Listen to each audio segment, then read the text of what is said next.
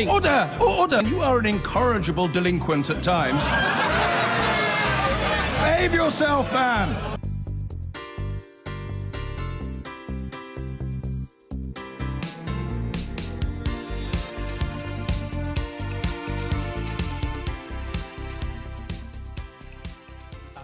Now, a High Court judge is due to start considering further issues in the case of 23-month-old Alfie Evans here, who's been at the centre of months of legal dispute.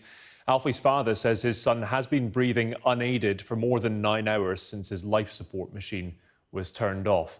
So does the state always know best, or should it be parents who get to make decisions in cases like these? Let's discuss with independent MEP from the North West, Stephen Woolfe, and Dominic Wilkinson, the Director of Medical Ethics at the Oxford Uehiro Centre for Practical Ethics. Gentlemen, thanks for waiting and speaking to us this afternoon. Mr Woolfe, if I can start with you.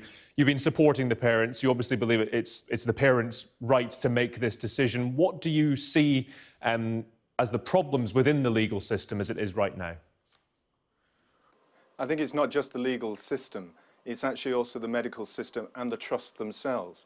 What I've found in my time looking at this case and previous to that of the Aisha King and also Charlie Gard is that we have an institutional arrogance, a belief that they can never do anything wrong.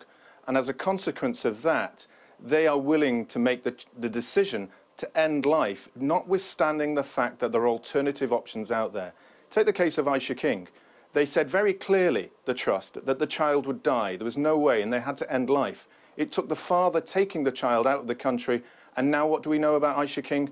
Perfectly alive. And in this case of Alfie Evans has now been breathing for 19 hours, not 9 hours as you just said, 19 hours, when the hospital trust told Justice Hayden in February that once you excubate, he will be dead within minutes or at least a very short period of time. OK, Dominic Wilkinson, what do you think about that? I suppose a lot of people would agree with what Mr Woolfe is saying and saying if there are alternative options being offered and it is possible, why is this child not allowed to go to Rome and be treated by people who want to treat him?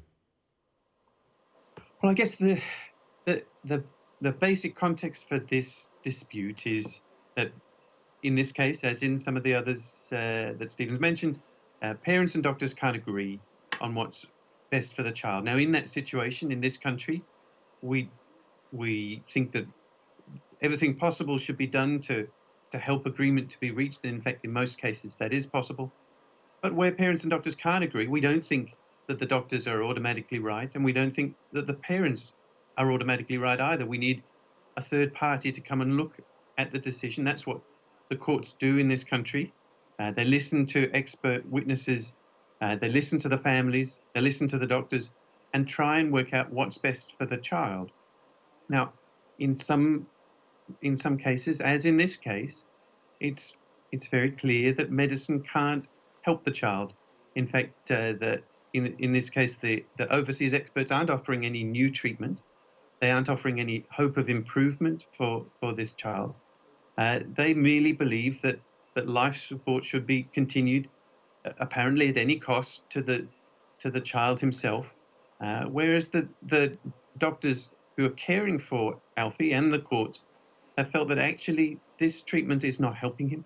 Okay, let me just go back to Stephen Woolfe on that. It's not that what you were saying about them feeling that they can do no wrong, Mr Woolfe. It's that the alternatives being offered wouldn't necessarily help Alfie in this case. I think what we have here is Macmillan, former Prime Minister, once said, we have not overthrown the divine right of kings for the divine right of experts. And what I have seen in the court cases, it's the expert lawyers and the experts in terms of the doctors saying that there is no opportunity for him to be taken off to, in this case, the Bambino Hospital in Rome. And what we have seen here is that there has been no diagnosis of Alfie Evans, its particular case, other than that they say that the brain has deteriorated so badly that they have to end life. And what we have an opportunity is in the Bambino Hospital is to explore this particular illness to see if there is an opportunity either to seek further treatment, and if not, then there is a different type of palliative care. But the key point that we have to ask ourselves is, it's not where you have a situation where there's no offers to help. If you have, as we did in Charlie Gard, Aisha King and in Alfie Evans, opportunities being offered by countries and hospitals abroad, then in those circumstances, our NHS trusts should allow them to go. OK, just finally, Dominic, I want to ask you, I know you wrote an article after the Charlie Gard case saying lessons must be learned. Have those lessons been learned?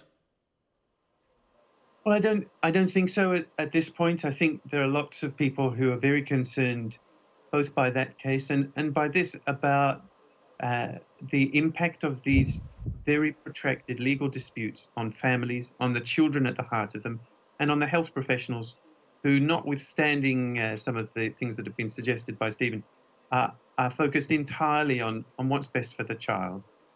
So I think there are lessons still to be learned. We need to have ways of trying to mediate these disputes, avoid them getting to the courts, and we need to have ways of trying to resolve these disputes in a way that's that's faster, that's less painful for all concerned. OK, Dominic Wilkinson, Stephen Wolfe, I really appreciate your time, both of you. Thank you.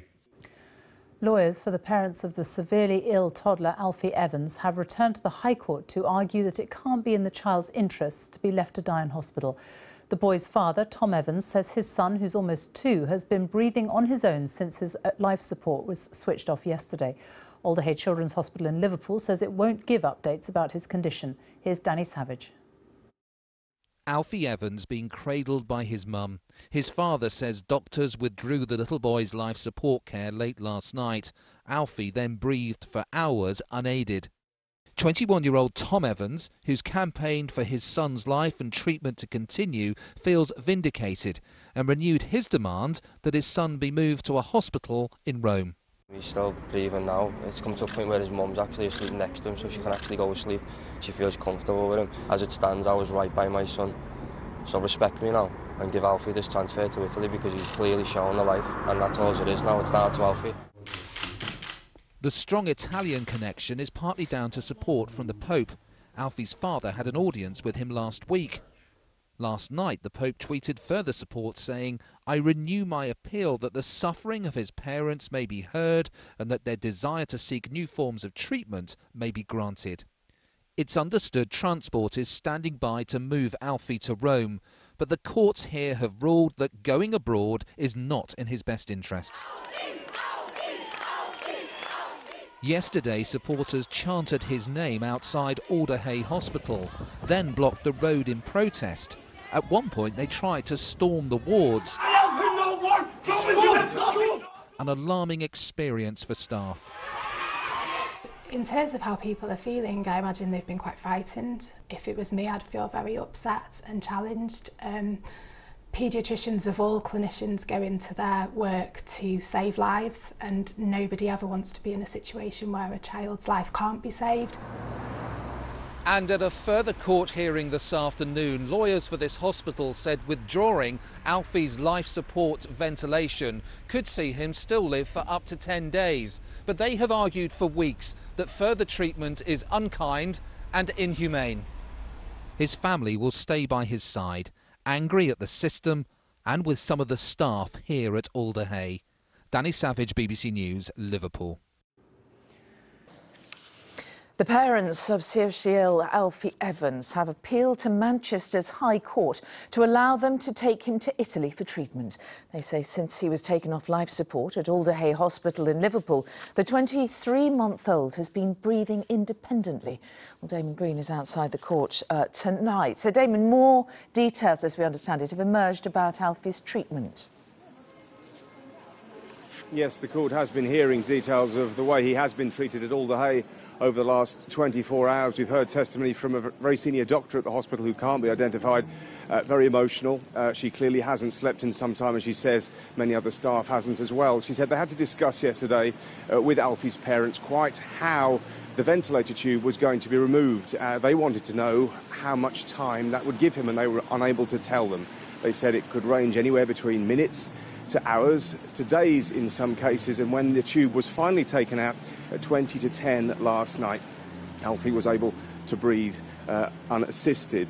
They were able to take all of the tubes out of Alfie, disconnect him from all the medical equipment, and his parents were able to hold him for a short time. He was breathing unaided and effortlessly until 3 or 4 in the morning, when his breathing became laboured and oxygen was put into a nasal tube. And that was the moment that his father described when he emerged from hospital this morning. He's been doing this for 9 hours, totally unexpected. The doctors are gobsmacked, and I do believe he will need some form of life support in the next couple of hours, and I think he's ought to be respected and given that.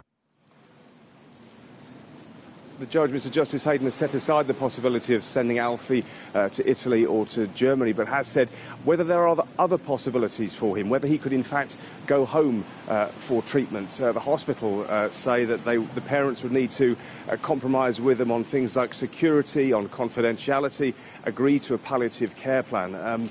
They say it can't be done overnight, but they are not leaving aside the possibility that something could be done. Damon Green in Manchester, thank you.